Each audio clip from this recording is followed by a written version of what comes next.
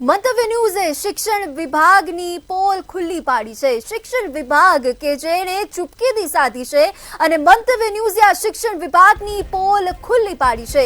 જે આ કાળો કારોબાર ચાલી રહ્યો છે, જેનું વટવૃક્ષ ઊભું થયું છે, આ કાળો કારોબારનો શિક્ષણ વિભાગ તંત્ર હજી પણ જ્યારે નિંદ્રાધીન છે, ત્યારે મંતવ્ય ન્યૂઝે આ પર્દાફાશ કરીને શિક્ષણ વિભાગની પોલ ખુલી છે।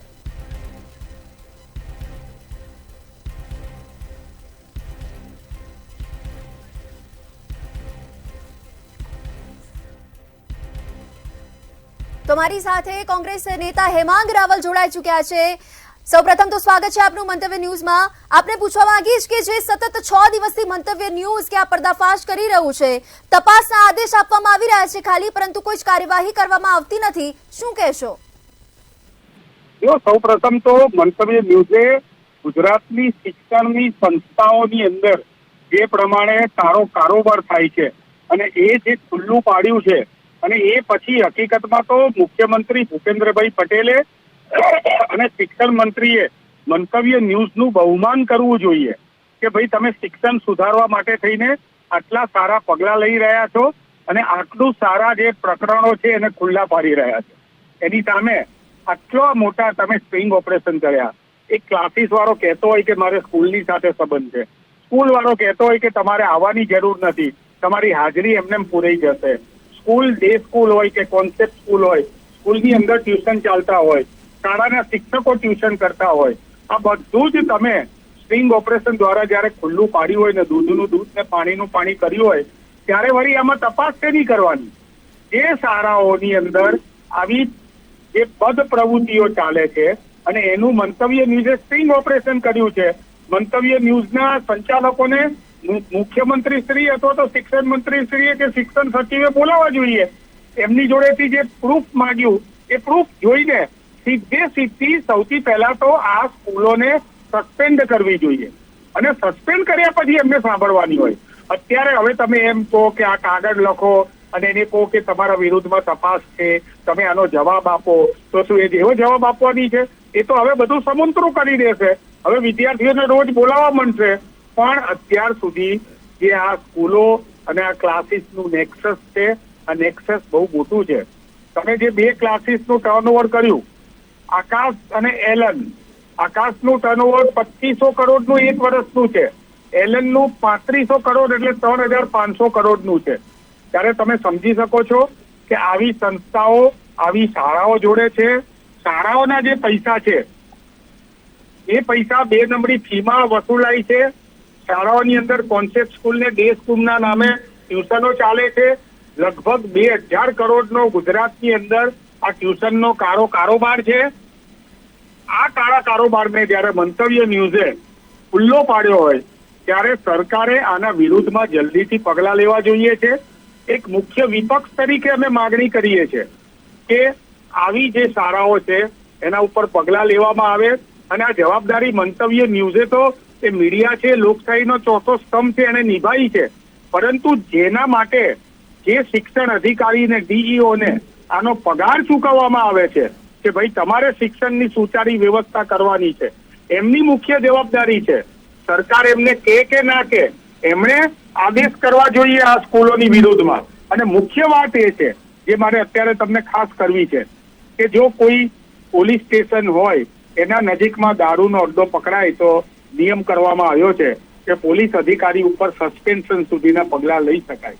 તો પછી જે ડીઈઓ શિક્ષણ અધિકારીઓ છે એમની મિલીભગતથી અથવા તો એમના વિસ્તારમાં આવી કોન્સેપ્ટ સ્કૂલ, આવી ડે સ્કૂલ અને આવા પ્રકારના ટ્યુશન કરતા શિક્ષકો અને આવા ક્લાસીસો પકડાય તો એ શિક્ષણ અધિકારી ઉપર શા માટે પગલા લેવાતા નથી? એ પણ પ્રશ્ન આજે ગુજરાતની જનતા છે એ મંતવ્ય ન્યૂઝના માધ્યમથી પૂછે છે। હું આપને વતી અહીંયા ખાતરી આપું છું કે ગુજરાત પ્રદેશ કોંગ્રેસ સમિતિ તરફથી મંતવ્ય ન્યૂઝના આ આવડા મોટા જે સ્ટ્રિંગ ઓપરેશન બાદ અમારી એનએસયુઆઈ, અમારી જે વિદ્યાર્થી પાંખ છે તે અને અમારી યુથ કોંગ્રેસ ભવિષ્યમાં વધારે ઉજાગર કરીને લડશે અને એક આગળ જતા શિક્ષણ માટેની હેલ્પલાઇનનો નંબર પણ મૂકવામાં આવશે અને જે લોકોને શિક્ષણના પ્રશ્નો હોય એમાં રજૂ કરી શકે છે। એક સબળ વિપક્ષ તરીકે અમે અમારી ભૂમિકા ભજવી રહ્યા છીએ। એક મીડિયા તરીકે મંતવ્ય ન્યૂઝ એ પોતાની દેશ અને સમાજની સેવા માટે ભૂમિકા ભજવી રહ્યું હોય ત્યારે હવે ભારતીય જનતા પાર્ટીના શાસને ખાસ કરીને મુખ્યમંત્રી શ્રી ભૂપેન્દ્રભાઈ પટેલ કે જેને લોકો મૃદુ અને મક્કમ કહે છે, પરંતુ એમનું તંત્ર જે છે એ અત્યારે તો એમ લાગે છે કે બોદું અને નાકામ છે. એ તંત્રને સુધારવા માટે થઈને જલ્દીથી આવી સ્કૂલો સામે પગલાં લેવાય એવી અમે ફરીથી એકવાર માંગણી કરીએ છીએ. જી બિલકુલ હેમાંગભાઈ, આપ અમારી સાથે જોડાયા તે બદલ આપનો ખૂબ ખૂબ આભાર. તો જે પ્રકારે આ તંત્ર પોતાની જવાબદારીથી ક્યાંક ને ક્યાંક છટકી રહ્યું હોય તેવું લાગી રહ્યું છે. તપાસના આદેશ તો આપ્યા, પરંતુ કાર્યવાહી પણ થશે તેવું માત્ર ને માત્ર આશ્વાસન જ આપવામાં આવી રહ્યું છે. આ નાટક ક્યારે બંધ થશે, ક્યારે કડકમાં કડક કાર્યવાહી કરવામાં આવશે તેવા પણ અનેક સવાલો ઉઠી રહ્યા છે. આ તંત્ર ક્યારે સફાળું બેઠું થશે ને નક્કર પગલાઓ લેશે તેવા જ લોકોની આ સવાલ ઉઠી રહ્યા છે.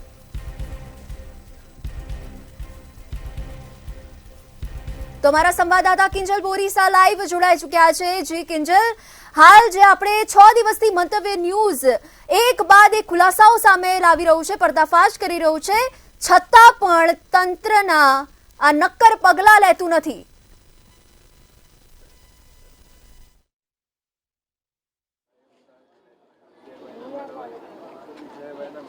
મંતવ્ય ન્યૂઝ દ્વારા જે ઓપરેશન જે પર્દાફાશ ચલાવવામાં આવી રહ્યું છે અને જેમાં એલન અને આકાશમાં જે કૌભાંડ ચાલી રહ્યું છે તેને છતું કરવામાં આવી રહ્યું છે, તેમ છતાં પણ જે ડીઓ દ્વારા જે શાળાઓ તેની સાથે સંકળાયેલી છે તેની ઉપર કોઈ પણ પ્રકારની કાર્યવાહી કરવામાં નથી આવી રહી અને જેના લીધે સીધો આક્ષેપ છે તે રાજ્યના શિક્ષણ મંત્રી અને જે ડીઓની ઉપર કરવામાં આવી રહ્યો છે. કારણ કે શા માટે તેઓ માત્ર તપાસના આદેશ આપી રહ્યા છે, શા માટે કાર્યવાહી નથી કરી રહ્યા? કારણ કે છેલ્લા કેટલાય દિવસે મંતવ્ય ન્યૂઝ દ્વારા એક જ સવાલ પૂછવામાં આવી રહ્યો છે કે સાહેબ કાર્યવાહી ક્યારે કરશો?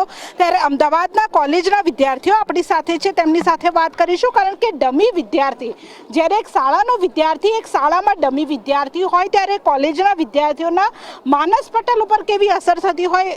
ગુજરાતમાં અને દેશભરમાં એક કૌભાંડ ચાલી રહ્યું છે કે સ્કૂલમાં વિદ્યાર્થીએ જવાનું નહીં, ડમી વિદ્યાર્થી એલન આકાશના કૌભાંડ ચાલી રહ્યા છે. એક વિદ્યાર્થી તરીકે કેટલું કલંકિત? નહીં, ખૂબ ખોટી વાત છે. અગર અમે સામાન્ય વિદ્યાર્થી છીએ, અમે લોકો રેગ્યુલર કોલેજ આવીએ છીએ, સ્કૂલ રેગ્યુલર જતા હતા, એ પ્રમાણે અમે રેગ્યુલર ભણતા હતા, તો એ પ્રમાણે સરકારે આની પર એક્શન લેવું જોઈએ કે ભાઈ અગર કોઈ વિદ્યાર્થી ઘરે બેઠા બેઠા પોતાનું ગ્રેજ્યુએશન કરી રહ્યો છે, ઘરે બેઠા બેઠા પોતાની નીટ ક્લિયર કરી રહ્યો છે, તો પછી એક બાબત ખૂબ ખોટી કહેવાય.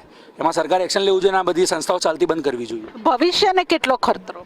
પૂરો ખતરો છે ભવિષ્યને. અગર એમના ત્યાંથી કોઈ એલર્ટમાંથી કે આકાશમાંથી કોઈ નીટ કરી હશે, એ વિદ્યાર્થી અગર ઘરે બેસીને નીટ ક્રેક કરી દીધી હશે અને એક્ઝામ એ રીતે સેટઅપમાં થઈ ગઈ હશે પોતાની, તો એ જ્યારે ડૉક્ટર બનશે તો એ ડૉક્ટર સારવાર શું કરશે ભવિષ્યમાં આગળ? સીધી વાત છે. અગર કોઈ બિચારો પેશન્ટ મરતો હશે તો એમને મરવા દેશે ત્યાં જ.